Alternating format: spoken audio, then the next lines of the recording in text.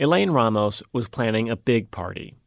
It was 1999. New Year's Eve was coming soon, and she wanted to celebrate Y2K with friends and family at her home in Monterey, California. She was excited, even more so when her cousin, Eunsoon Jun, called with some big news. She called to say that she had met somebody and asked if she could bring him. And I thought, sure, this is somebody that she's finally met, that she's in love with. Of course, you could bring him. Elaine and Eunsoon were close. Their families both immigrated to the U.S. from Korea when they were young, and they grew up together. And Elaine knew that Eunsoon had a hard time when it came to dating. So when Eunsoon, now in her mid-40s, called to say she had met someone, it was a big deal. Elaine couldn't wait to meet him. Elaine's house in Monterey sits at the end of a cul-de-sac in a suburb full of nice ranch-style houses. When Eunsoon and her new boyfriend arrived on the day of the party, Elaine stepped outside to greet them. First of all, when they drove up, it was in this dirty white van. It didn't have windows on it. It was one of those cargo vans. And I thought, wow. But then when they came up to the door and I opened the door and saw his face, I had a chill run down my back that I've never in my life ever had before.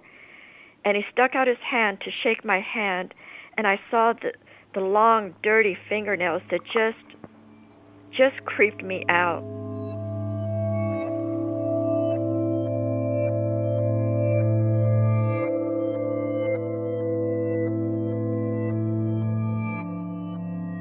Eunsoon's new boyfriend, Larry Vanner, looked ragged and dirty. He seemed a lot older than Eunsoon. He was bald on top, with patches of messy brown hair sprouting out on the sides. He wore a mustache, and his voice was a deep drawl. The only thing inviting about him, Elaine remembers, were his eyes. They were a shade of deep blue that seemed to sparkle in the light. Elaine says it was almost like they were made of glass. Elaine was unsettled by her first impression of Vanner, but she wanted to be supportive. Eunsoon was just beaming. She was so happy to introduce him to the family. Later in the evening, as the party got going, Elaine tried again with the new boyfriend. She sat across a bar from Vanner and started chatting. And so I asked him, so what have you done? And he just stared at me and he said, I'm a retired colonel in the Army. And I said, really? Because my boss is a retired full-bird colonel. And maybe you two know each other because I think you're about the same age. Vanner leaned over the bar, close to Elaine, and said, don't ever question me or ask me again about my past. Before Elaine could react, Vanner brightened back up, smiling and making small talk, as if it never happened. It was one of many red flags Elaine remembers from that night. Vanner claimed to own properties all over the West Coast, but couldn't explain why he'd never taken Eunsoon to see any of them. He said he once worked for the CIA and could disappear if he ever needed to. At the end of the night, Elaine offered Eunsoon and Vanner a room to stay in. They'd been drinking, and she didn't want them driving home. And she goes, no, we're going to sleep in the van. And that's when we went outside and we saw the van, and it was just had dirty blankets and pillows thrown in the back, and I thought, Eunsoon, you can't sleep here. She goes, no, I love it. I'm fine. A few days after the party, Elaine got a phone call from Eunsoon. She wanted to know what she thought of the new boyfriend. And I said, Eunsoon, I don't really know him. I try to get to know him, but he didn't want to answer my questions. I go, please, before you get too involved with him, make sure everything he's telling you is the truth. Please do that for me. And then she got angry at me and she said, nobody wants me to be happy. I finally have found somebody who loves me and nobody wants me to be happy.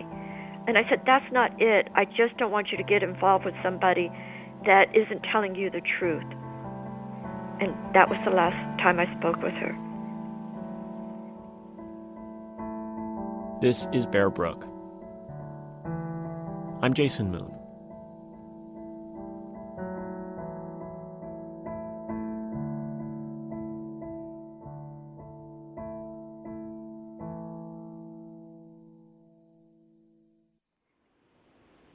Eunsoon was a free spirit. We always said she was like a bohemian. She loved to explore religions, explore people, different cultures. Eunsoon Jun was a chemist by profession. For years, she worked at a biotech company near Richmond, California. But Elaine says she was more of an artist at heart. She made pottery, loved to travel. She was interested in Buddhism. The one thing about Eunsoon was, as much as she was spiritual and loved meeting people, she was lonely. She didn't find the love of her life. And I think that opened her up to be vulnerable to people who would take advantage of her. Well, why do you think that is? Was there something, did she have trouble meeting people? I think that for a lot of us that are immigrants, we sometimes don't feel like we fit in. And I think that it was harbored in her longer than maybe for some other people who could adjust easier. By the time Eunsoon turned 40, pressure was mounting for her to find someone and settle down. Then she met Larry Vanner. Eunsoon needed some work done on her house, and an acquaintance recommended him as a handyman. From there, it somehow became a relationship. After the New Year's party, Eunsoon drifted away from her family. Elaine wasn't the only relative to disapprove of the new boyfriend. A few family members tried to talk to Eunsoon about it, but it only seemed to make things worse. Eunsoon's brother was getting letters and emails from Eunsoon saying that she didn't want anything more to do with the families. Nobody wants her to be happy. Just leave her alone. Let her live her life. To Eunsoon's relatives, it almost seemed like she was under a spell. It didn't sound like her.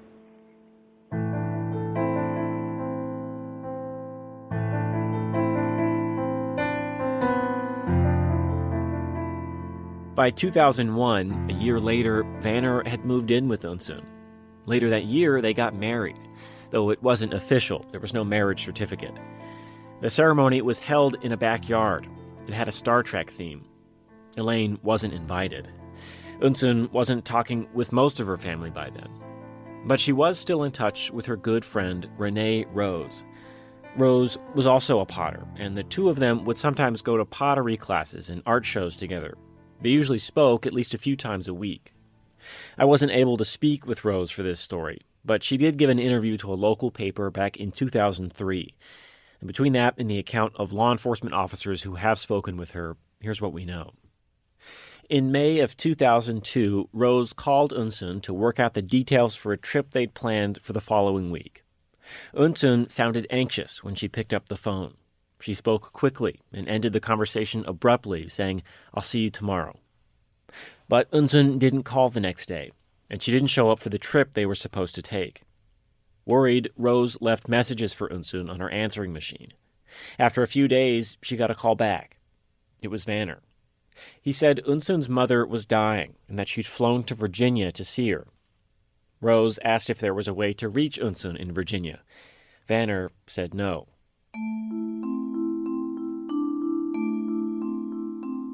Rose kept calling in the days and weeks that followed, and each time Vanner's explanation for why she couldn't talk to Eunsoon was different.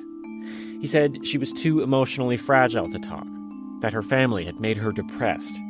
He said she was in Virginia, then Oregon. Once, he told Rose that Eunsoon had come home, but only for a day before leaving again.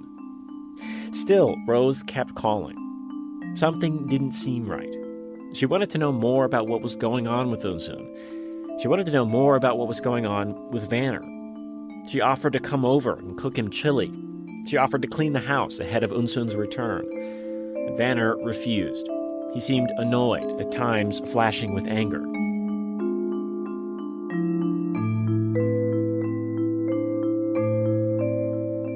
Finally, after several weeks, Rose gave Vanner an ultimatum. She was leaving on vacation for 10 days and said she wanted to hear Eunsoon's voice on her answering machine when she got back. If she didn't, she would call the police. And in the end, that's what she did. Yeah, it's a little bit better. That'll be fine. All right, well, can you just introduce yourself first? Sure, my name is Roxanne Grunheid. And it's spelled R-O-X-A. As far as I can tell, Roxanne Grunheid is everything you want in a police officer. She's tough and smart, and she's got a real eye for detail. It's kind of funny, when I was work patrol, when I was first going through the training program, some of my training officers, I would write reports, and then he would say, I'm too detailed. I spoke with Roxanne just as she was entering retirement. After more than 25 years as a police officer in California, she decided to buy a house on Long Island to be closer to her family. So I made the drive a few hours south to catch a ferry. When I arrived, Roxanne was still moving in. There was hardly any furniture around, and a contractor was installing some new cabinets in the kitchen. Roxanne found a couple of lawn chairs for us. She set them up in an empty room that looked out over her new swimming pool. Outside, a soft rain was falling. Roxanne and I ended up spending about 2.5 hours in those lawn chairs. She's a good storyteller. And I also noticed that she has this verbal quirk. So it was pretty goofy. It's almost like a catchphrase, something a TV cop might have. But then there's this other goofy story, doing goofy things. Whenever something doesn't quite add up, or she gets a gut feeling about a person or a place, she calls it goofy. Some stories are goofier than others, and I get the impression it's a sort of coping mechanism, a view of the world she's had to adopt after working so many years in homicide. you know, either talk to your colleagues, you find ways of trying to deal with it, you talk to your spouse, and some gallows humor and some funny looks from people at parties of things that you think are funny as hell that other people don't think are very funny at all, and goofy stories, and you just try to take care of yourself. By 1999, Roxanne's attention to detail had gotten her promoted to the Homicide Division at the Contra Costa County Sheriff's Department. Contra Costa is just across the bay from San Francisco. Roxanne thrived as a homicide detective, solving not only the active cases assigned to her, but cold cases too. She likes to tell the story of one of those cold cases in particular, because it proves how even the smallest detail can unlock a mystery. The case was an unsolved murder from the 80s. A woman was found shot to death near her car on the side of the road. Roxanne dug around and found an old recording of an interview with one of the suspects.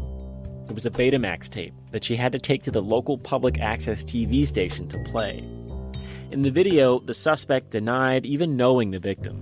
At the end of the videotape, the detective gets up and he goes, all right, well, we'll take you back to the jail now or whatever. The guy was in custody. And the lights go off, so there's no more video, but there's still audio. On those last few seconds of tape, Roxanne heard the detective casually ask the suspect what kind of cigarettes he smokes. And the suspect responds and he goes, Pall Malls. And he goes, filters or no filters? And he goes, no filters. And then the door closes and there's no more, but I listened to the entire tape.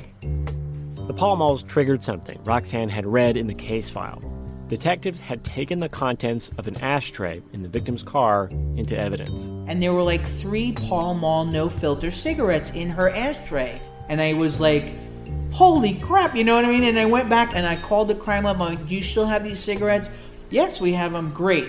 Put in a request to see if there's DNA on them. That was his DNA on those cigarettes, and that was it. That one little detail opened that case wide open. And he went to prison for murdering that woman. I get the feeling Roxanne lives for those kinds of details. The kind that seem so insignificant until they don't. Anyways, that's where Roxanne was in 2002, solving cold cases, making a name for herself, when a call came in about a missing woman. Our patrol division had been contacted by a woman by the name of Rose, and she had called the sheriff's office to report her friend Eunsoon Jun missing. Do you need another Coke? No. You sure? I'm fine. Within a few days, detectives brought Larry Vanner, Eunsoon Jun's new live-in boyfriend, in for questioning. The video of the interview shows Vanner sitting in an office chair in a small, windowless room in front of a tiny desk. Vanner is wearing a t-shirt and gray slacks. A pair of eyeglasses are propped up on his balding head. Maybe she hurt herself. And you're concerned about that getting out, that she's harmed herself. No. There's no truth. If you're thinking, is she suicidal? Yeah. No, she's not. She's not. But she's not as aggressive as she used to be. Mm-hmm. Vanner seemed evasive to detectives. He was willing enough to talk, but when he did, he would end up issuing vague platitudes. And I've always tried to live by the model that there's no defense against the truth. But sometimes it's hard to find out what the truth is. You got one side, the other side, and something down the middle that people might perceive to be the truth. Or he would tell rambling stories that seemed to be building to a point that never came. When these guys get a chance to go to work for the Forest Service for $28.50 an hour, paid 24 hours a day, I got to eat small meals about 4 times a day, 5 times a day. If you had a pair of shoes and you were close to fire, you get, what would you call it? You get, park your car, mister, you're going to be a firefighter.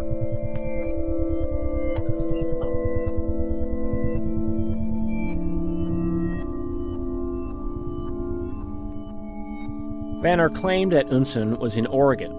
She was overseeing the construction of a cabin on one of his properties, he said. But he wouldn't give police a way to contact her. Then later his story changed. He said the real reason Eunsoon was in Oregon was to see a therapist because she'd suffered a mental breakdown. Vanner said a call from police could trigger an anxiety attack. Now, I haven't talked any more about Eunsoon's problems or my problems because, frankly, you're not my priest, No. and you're not my doctor, and both stories have their place. You know, gossip has its place in society sometimes, but I'm just not going to say any more about Eunsoon or myself right now. Well, Because, with the understanding I that mean, frankly, no, I'm not going to cut you off. I'm not going to cut you off. They kind of played this, he played this kind of cat and mouse game with them. At one point in the interview, I know that they provided him with a telephone, and he dialed a number and then didn't talk to anybody and hung up. But because it was on videotape, we could slow it down and get the phone number that he was dialing. And when a detective called that number, it actually did go to a psychiatrist's office in Eugene, Oregon. And so we were thinking, okay, maybe, he didn't have a piece of paper. He had this phone number in his head. Over the phone, detectives asked the psychiatrist if Eunsoon was there. The doctor said federal patient privacy laws didn't allow them to reveal that. Detectives looked for a way around the privacy law. Finally, they worked out a compromise with the doctor. They would give a physical description of Eunsoon, and the doctor would say if they were treating a patient who matched it. After hearing the description, the psychiatrist said no. The Oregon story was looking pretty shaky, but there was another reason why detectives were suspicious. So the goofy thing that kind of, the big red flag in the room was the fact that he had given us this name of Lawrence William Vanner with a date of birth. Roxanne says when they ran that name through the system, instead of coming back with a driver's license like they would expect, it came back with something called an index number. Index numbers are basically placeholders for someone's identity in official records. They're assigned to people who don't have a valid form of ID. Yeah, and that's all we had on him. There was no criminal history, nothing in our, prior mention in a police report. There was nothing in any database. There was no driver's license. There was no, nothing.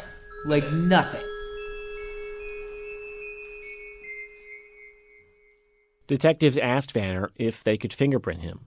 He agreed. To do that, they had to take him to a separate facility across town. Roxanne volunteered to ride along in the back seat with Vanner while another detective drove. On the way over, Roxanne started chatting with Vanner. She says it was small talk with a purpose. I kind of worked into the conversation to see where I could go with it. You know what I mean? Roxanne wanted to see if she could figure out where Vanner was from. She started by talking about accents. She brought up her own Long Island accent, how it was often commented on here in California, And then she said it sounded like he had an accent too, but she couldn't place it. Where was it from? He stopped dead in his conversation, and looked at me, and then, kind of got really closer to me, looked me straight in the eye, and he goes, "That's none of your damn business." Vanner then abruptly returned to casual small talk.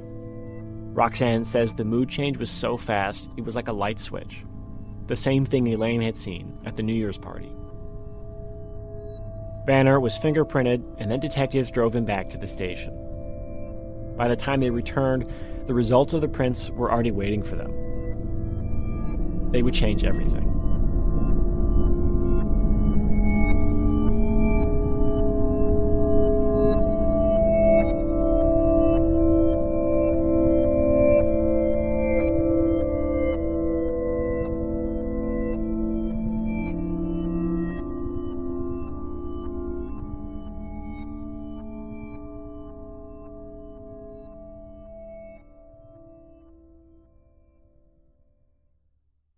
This podcast is supported by The RealReal. Meet Christine. She loves shopping. And this is the sound of fashion overload. Too many fabulous things, not enough space. So Christine started selling with The RealReal. I've always loved collecting designer pieces. Gucci bags, Prada heels. But my style keeps evolving. Selling with The RealReal? Game changer. I earn more, and they do everything. Seriously, just drop off your items or schedule a pickup. We handle the photos, descriptions, pricing, even shipping. You just sit back and watch your items sell fast to our 40 million members. And I get peace of mind knowing I earn more selling with The RealReal than anywhere else. Exactly. That's the sound of your closet working for you. The RealReal. Earn more, save time, sell fast. And only for the month of January, earn up to $550 extra when you sell with The RealReal. That's right, up to $550 extra. Go to therealreal.com to get started. Earn up to $550 extra this month at therealreal.com. Terms apply. When detectives got back to the police station with Larry Vanner, they left him alone in the same interrogation room as before. Then the video shows two detectives entering the room, one of them holding a slim manila folder with the results from Vanner's fingerprints. They included a criminal record and a list of known aliases. All right, Larry. Your prints came back. You know your other name, right? Curtis or Gerald or Jerry or whatever name you're going by this week. Curtis Kimball. Curtis Kimball. Or Gerald what's his name? Mockerman? Mockerman, right. Ring a bell? No. Yeah, that's who you are, man. Larry Vanner's fingerprints belonged to a man whose name was not Larry Vanner. The prints came back under the name Curtis Mayo Kimball. In the video, you can actually see the surprise splash across Vanner/Kimball's face as detectives list off his other names. Detectives assumed that Curtis Kimball was itself an alias, but at this point it was the earliest name they had. For Roxanne Grunheid, it was hard to know what to make of this new information. The goal of any missing persons investigation is to determine whether that person, where they are, and if they're okay. You know what I mean? But now we just had an added piece to it. Like, who is this guy that's given us one name that's not really a name, that's not even him, that is now purportedly this other guy who's been on parole for 12 years.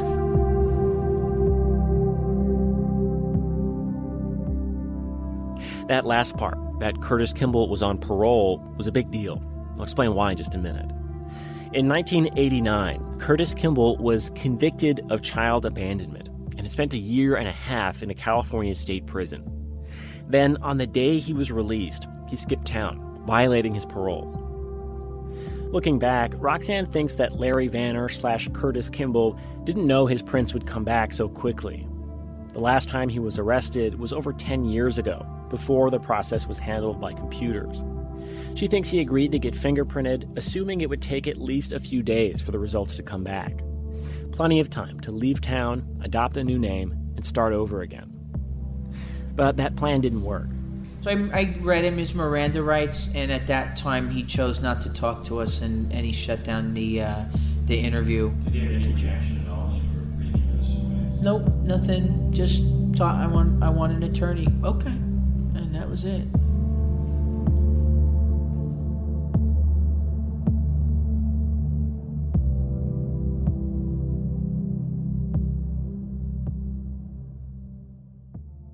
In California, parolees and their property are subject to police searches for any reason at any time. No warrant required. So now that Roxanne had Curtis Kimball's record in hand and had discovered that he'd violated his parole, she had a new opportunity. She could legally search his home. So Roxanne and another detective named Mike Costa drove out to Eunsoon Jun's house where she and Curtis Kimball had been living together to have a look around. Eunsoon lived in an area called East Richmond Heights. It's a middle-class neighborhood with small houses packed right next to each other along winding roads that work their way up a hillside. From the top of the hill, on a clear day, you can see all the way across the bay to San Francisco. Roxanne and Mike arrived at the house and knocked at the front door. No one answered. Using the keys they'd taken from Kimball, they went inside.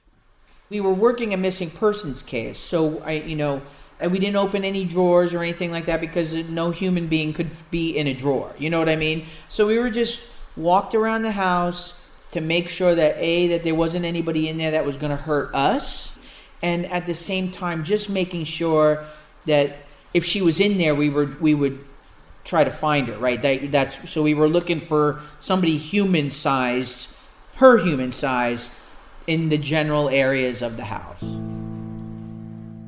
Roxanne and Mike made their way through the house room by room. Nothing seemed out of the ordinary, but that changed as the search moved outside. We went in the backyard and we found a dead kitten that had been thrown over the fence in the back. There was an area inside the shed that looked like it had recently been tried to be dug up inside the shed. Yeah, like a dirt floor inside the shed. Roxanne and Mike took note of the dead cat, of the disturbed soil in the shed. Then they made their way around the outside of the house to the garage. It was the one place they hadn't looked yet. The sliding garage door had a padlock on it, but Roxanne found the key on Kimball's keychain. She threw up the door and found Eunsoon's pottery studio. She had several kilns, like almost like nice kilns. There was pottery in various stages of being created, fired, glazed. The walls of the garage were lined with Eunsoon's pottery. Bowls, vases, sculpted figures, and masks. Roxanne and Mike slowly moved through the space, still careful not to touch anything. In the back of the garage, they found a doorway. It led down a few steps to an unfinished part of the house, a sort of basement crawl space with a dirt floor. It was about 8 by 10, not quite tall enough to stand up in. My partner Mike went in there and he looked around and he goes, you need to come take a look at this. And I stepped into that area and looked with my flashlight, and I could see that there was a huge pile of cat litter, probably that tall, so a good 3 feet tall. Cat litter. The pile was almost waist high, maybe 5 feet across, enough to fill the bed of a truck. I'd never seen anything like that, but it was perfect. It was just like you'd pile up a pile of sand. On the ceiling above the pile, a couple of work lights were clamped onto an exposed beam. The lights were aimed down at the pile, like the cat litter was part of some kind of bizarre home improvement project. There was some shop kind of tools and equipment there, reciprocating saw. There was a small, not a hatchet small, but like a small axe, like a child's axe, like a smaller axe, leaned up there. There was some bottles of some green substance, like spray bottles. So it was goofy.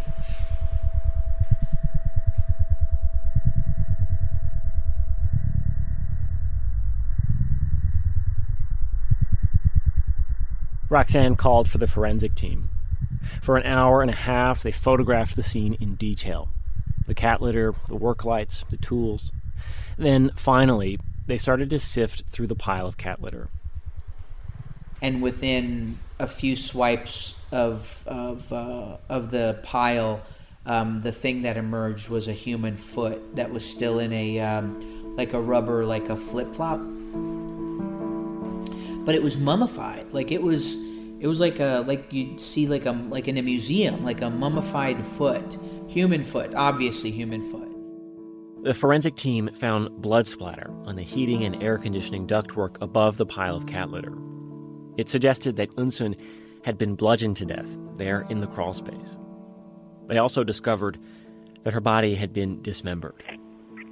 You know, she wanted to be loved. That's all she wanted. And I think that she found out about him, or found out that something wasn't right and confronted him. You know, I'm sure Eunsoon confronted him. I'm sure she fought. I have to believe that she fought.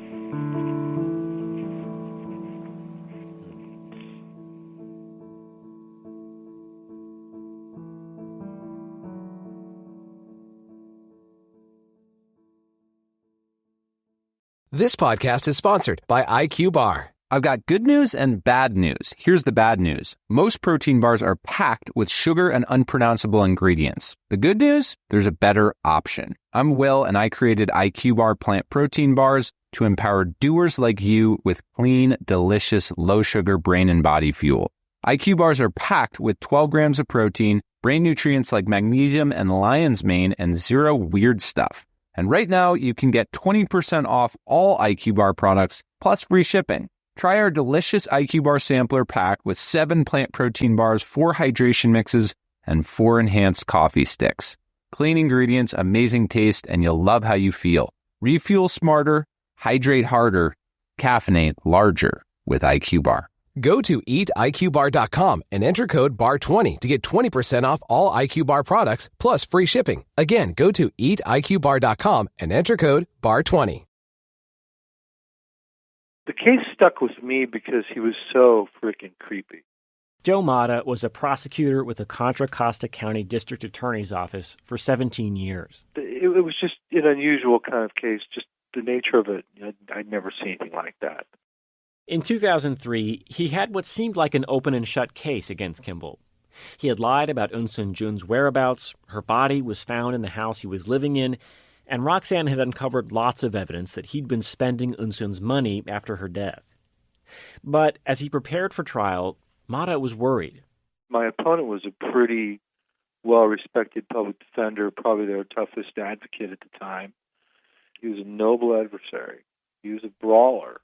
Mata knew this experienced defense attorney would try to argue that Kimball wasn't directly involved in Eunsoon's death, to try to negotiate a plea deal on a lesser charge, like accessory to murder. My big concern is there's not enough evidence to show how it went down. There wasn't any evidence. There wasn't a murder weapon. There wasn't what if she fell down the stairs and he felt bad and he didn't want anybody to know about it? Who knows what they could have come up with. Mata needed something connecting Kimball to the scene in the basement. And he figured their best shot was the cat litter. It was so much cat litter that a store employee might remember the purchase and who made it. If Mata could show the jury that Kimball had worked to cover up Eunsoon's death, it would help tie him to the crime itself. It wouldn't be a smoking gun, but it would help. He put Detective Roxanne Grunheide on the case. I can't even imagine. It's got to be 1,500 dog and cat boutique store. Anyway, you could buy that anywhere, Roxanne wasn't sure how she was going to find the right pet store. But then she remembered a detail. When I was tracking back some of the fiduciary crimes that he was committing, he actually had used Eunsoon's ATM card at this ATM that was down in kind of right on the edge of El Sobrante, Richmond area in California. And I used to work in that beat. Roxanne realized she knew that ATM, and she knew there was a pet store right next to it. So I go, okay, so I roll up there and I go in and I just talk to the manager and I go, yeah, I talk to the manager, detective, and I go, anybody buy a large quantity of cat litter in the past? And he goes, yeah, there was this guy and he came in. And so basically he tells me the story that this old guy, twinkly blue eyes, drives up with his car, pays cash, loads him in his car, and his story to the employees was something to the effect that, he had little bit of oil that he spilled on the driveway, changing the, oil on his car or something like that. But I was like, anybody ever buy 250 pounds of cat litter, And they're like, no, that was pretty unusual.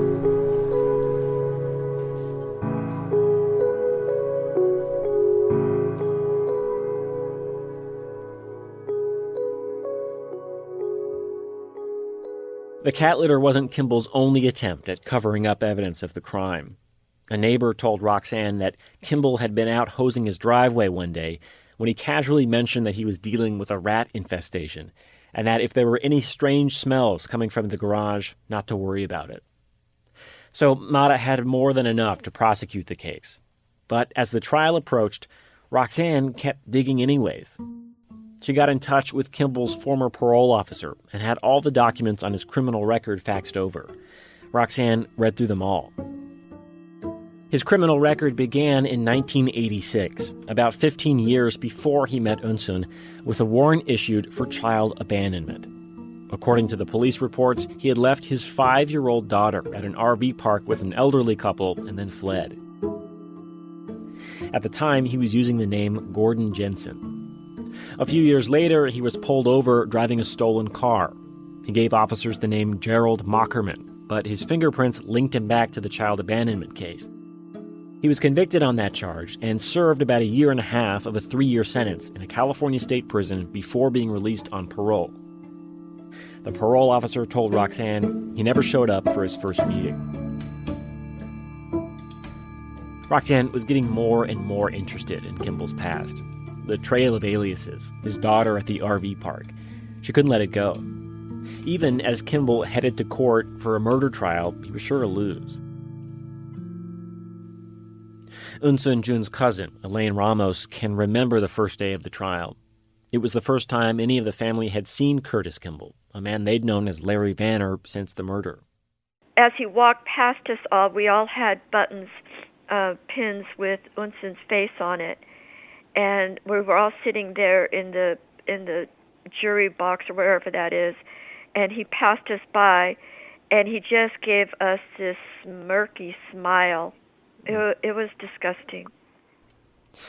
The trial was hard on Eunsoon's family, and not just because Kimball seemed to be taunting them.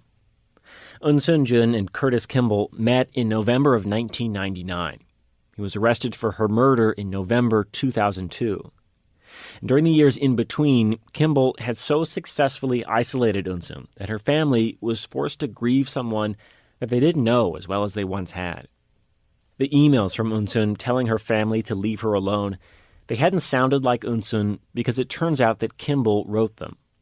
He made sure that for many of Eunsoon's relatives, their last conversation with her was an argument about her new boyfriend. Everybody felt guilty for not trying harder to protect her. And her mother had dementia, so that was a good thing that she never learned what happened to Eunsoon. She would ask about her, and her daughter would just say that, she's busy. And that was a blessing. Elaine says most of the family doesn't like to talk about this anymore. It's too painful to relive. But Eunsoon is well remembered by her family, often through her pottery. I have a couple of pieces in my garden and a couple of pieces that we used when holidays come I use. And then she made this man, this kind of funny-looking man that I have outside. I call her my Eunsoon man. My husband said it wasn't very good. Before all this happened, she was very, sounds like she was very loved. She was. I mean, there was family issues, but there is with most families, You have your differences and get mad at your siblings, but in the end, we all love each other.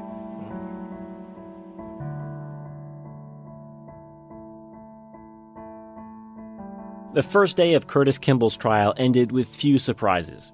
Things were going more or less as prosecutor Joe Mata had planned. But that changed the next morning on the second day of trial. Curtis Kimball stood up and told the judge he wanted to change his plea to guilty.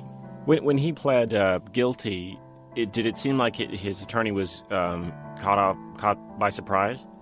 Oh, yeah. His attorney, he said he's doing it against, he said on the record, pretty sure they said, this plea is against my advice. How unusual is that? Pretty darned unusual. Nobody ever pleads guilty to murder. Nobody pleads guilty to murder. But Curtis Kimball did. He willingly accepted a sentence of 15 years to life. Detective Roxanne Grunheid thinks she might know why. The day before, on the first day of trial, she'd been talking with Prosecutor Mata during a courtroom recess. She was updating him on all the things she was finding in Kimball's past. Kimball, meanwhile, was sitting not too far away at the defendant's table, close enough to maybe overhear. He wanted me to stop my investigation. Like, he didn't want me to continue to go down that rabbit hole. And he thought that if he pled guilty, maybe I would go away. But Roxanne didn't go away. Back at her desk, she kept reading through the old police reports of Kimball's criminal history. The part she found the most puzzling was the charge that had put Kimball behind bars in the late 80s, abandoning his own 5-year-old daughter at an RV park. In the files, there were photographs of her. They were Xerox copies, so they weren't very clear, but she was little. Like, she was a little tiny girl, you know what I mean? And there was a fingerprint card, like a booking fingerprint card, but with these little tiny fingerprints on them, you know, like little fingerprints. And footprints, you know, because in the hospital, right, they take the baby's footprint. Roxanne became fixated on this little girl. Her name was listed as Lisa, but actually, Roxanne wasn't so sure about that. When Curtis Kimball and Lisa were staying at the RV park, he was using the name Gordon Jensen. But Roxanne knew that Gordon Jensen was an alias, that it wasn't his real name. For that matter, she was pretty sure Curtis Kimball was a fake name too. And this got her wondering. If he'd been lying about his own name to hide his past, maybe he'd been lying about the little girl's name too.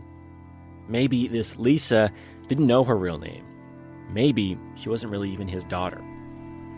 I was sitting there in, at my cubicle, and I'm reading all of this stuff, and I felt like that with, now that I had not only my homicide case and who this guy was, but then there's all this backstory to him, and who the heck is this guy, really? And who's that little girl? Roxanne wanted to do a paternity test to know for sure. She had Kimball's DNA from her homicide investigation, and she learned that detectives investigating Lisa's abandonment had taken a blood sample from her back in the 80s. Roxanne convinced the San Bernardino Sheriff's Department to split the blood sample, which they still had, and they FedExed it to her in Contra Costa County. Roxanne ordered the paternity test as soon as it arrived. I got the report back that was scientifically definitive, like, this person is not biologically related to this person. And I'm like, holy moly, you know what I mean? Like, this is crazy right now. Like, there's San Bernardino has has a live, like an Elizabeth Smart, or like who is she? Like, she's not Lisa. And I'm like, who is she?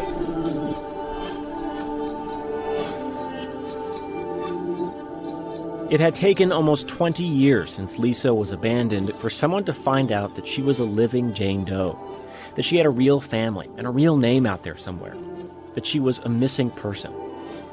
By ordering that paternity test, Roxanne revealed a mystery that was not unlike the one that had mystified police in Bear Brook. Though Lisa was alive, she was just as unidentified as the victims found in those barrels. It may be hard to see now, but the struggle to find Lisa's true identity would lead all the way back to Bear Brook State Park.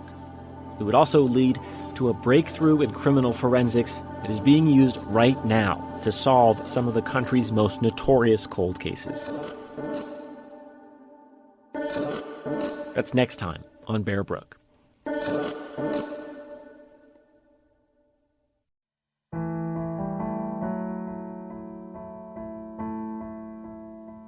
Bear Brook is reported and produced by me, Jason Moon. Taylor Quimby is senior producer. Editing help from Corey Princell, Todd Bookman, Lauren Chulgin, Sam Evans-Brown, Breda Green, and Annie Ropeek. The executive producer is Erica Janik. Dan Barrick is NHPR's news director. Director of content is Maureen McMurray. NHPR's digital director is Rebecca Lavoie. Photography and video by Ali Gutierrez. Graphics and interactives by Sarah Plord. Original music for this show was composed by me, Jason Moon, and Taylor Quimby. Additional music in this episode from Blue Dot Sessions, Lee Rosevier, Poddington Bear, and Daniel Birch. To see a timeline of the cases mentioned in this episode, go to our website, bearbrookpodcast.org. Bear Brook is a production of New Hampshire Public Radio.